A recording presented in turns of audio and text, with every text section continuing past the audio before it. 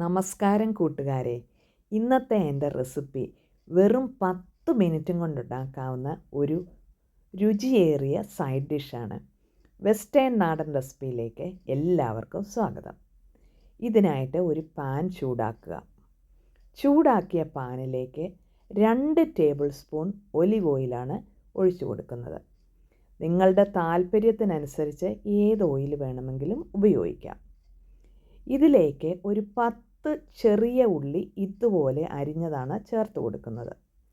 ചെറിയ ഉള്ളി ഇല്ലാത്തവർ ഒരു സവോള ചെറുതായിട്ടരിഞ്ഞ് വളരെ കനം കുറച്ചരിഞ്ഞത് ചേർക്കുക. ഇതിലേക്കൊരു 1/4 കപ്പിലുള്ള ബെൽ പെപ്പറാണ് ചേർക്കുന്നത്. പല കളറിലുള്ള ബെൽ പെപ്പർ ചേർത്താൽ കറി നല്ല അട്രാക്റ്റീവായിട്ടിരിക്കും. അതുകൊണ്ട് പല കളറ് ഉപയോഗിക്കാനായിട്ട് ശ്രദ്ധിക്കുക. ഇത് ഒരു 2 മിനിറ്റ് മാത്രം ഈ ഉള്ളിയും ബെൽ പെപ്പറും ഒരു മീഡിയം ടു ഹൈ ഹീറ്റിലിട്ട് വഴറ്റിയെടുക്കുക. ഇതൊക്കെ വേവാനായിട്ട് അധികം സമയം വേണ്ട, പെട്ടെന്ന് ഇത് വെന്ത് വരുന്നതാണ്. ചെറിയ ഉള്ളി ചേർക്കുകയാണെങ്കിൽ കറിക്ക് നല്ല രുചി കാണും സവോളക്കായിൽ. അതാണ് ഞാനിവിടെ ചെറിയ ഉള്ളി ഉപയോഗിച്ചിരിക്കുന്നത്. ബെൽ പെപ്പർ രുചി ഇഷ്ടമില്ലാത്തവർക്ക് ഇതിന് പകരം ഒരു 2 പച്ചമുളക് ചേർത്താൽ മതി. ഇനിയും ചേർക്കുന്നത് മെയിൻ ഇൻഗ്രീഡിയൻ്റായ മഷ്റൂമാണ്, അല്ലെങ്കിൽ കുമിളാണ്.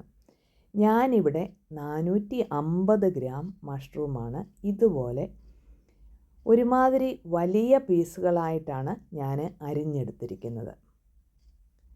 ഇവിടെ ഞാനൊരു ക്വസ്റ്റ്യൻ നിങ്ങളോട് ചോദിക്കുകയാണ്. മഷ്റൂം അല്ലെങ്കിൽ കുമിൾ ഇത് സസ്യമാണോ അതോ ഒരു മൃഗമാണോ? ഇതും കൊണ്ട് നമുക്ക് എന്താണ് പ്രയോജനമുള്ളത്? കമൻറ്റിൽ അറിയിക്കുക. ഇത് മീഡിയം ടു ഹൈ ഹീറ്റിലിട്ട് ഒരു 7 മിനിറ്റ് കൂടെ നന്നായിട്ടൊന്ന് വഴറ്റിയെടുക്കുക.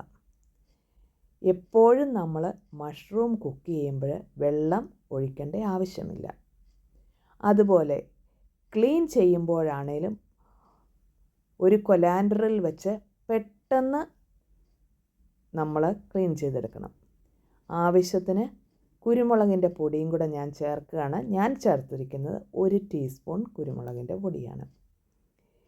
ഇവിടെ നമ്മുടെ മഷ്റൂം മെഴുക്ക് പുരട്ടി ഇവിടെ റെഡിയായി വന്നിട്ടുണ്ട്. എല്ലാം വെന്ത് കഴിയുമ്പോൾ ഏറ്റവും ലാസ്റ്റായിട്ട് ചേർക്കേണ്ടതാണ് ഉപ്പ്. അതും കൂടെ ശ്രദ്ധിക്കുക.